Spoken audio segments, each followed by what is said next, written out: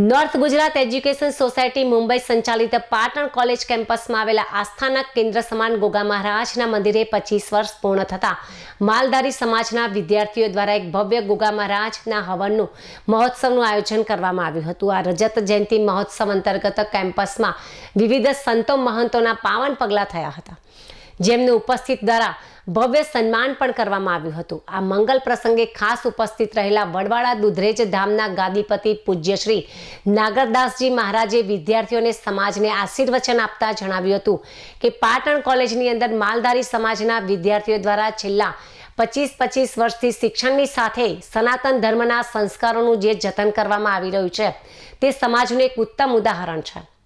અહીં દર વર્ષે વિદ્યાર્થીઓ એકઠા થઈને ગોગા મહારાજનો હવન યજ્ઞ કરે છે અને સાથે મળીને ભોજન પ્રસાદ લઈ સ્નેહ મિલનનો આનંદ પણ માણે છે।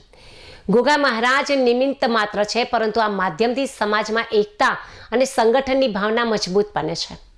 શિક્ષણની સાથે ધર્મનું પણ જતન થાય તે ખૂબ જ જરૂરી છે।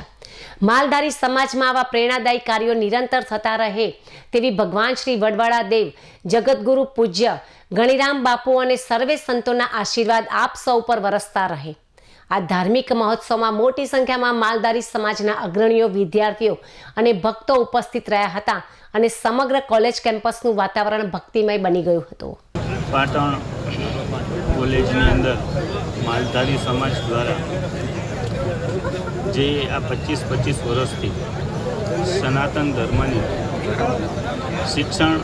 શિક્ષણ સાથે જે સંસ્કાર છે માલધારી સમાજના, આ એનું એક ઉત્તમ ઉદાહરણ છે।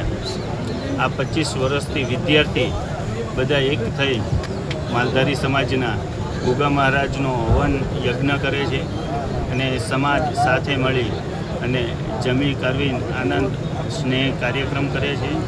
આ સમાજનું એક ગોગા મહારાજ આપણા નિમિત્ત માત્ર છે, આપણે સમાજની એક એકતા થાય છે, સમાજનું એક સંગઠન થાય છે અને શિક્ષણની સાથે ધર્મનું પણ જતન થાય છે। આવા કાર્ય સમાજમાં, માલધારી સમાજમાં થતા રહે એવા ભગવાન શ્રી વડવાળા દેવ, જગતગુરુ પૂજ્ય ગણીરામ બાપુના અને સર્વે સંતોના અને ગોગા મહારાજના આપ સર્વ ઉપર આશીર્વાદ ઉતરે એ જ સાથે જય વડવાળા।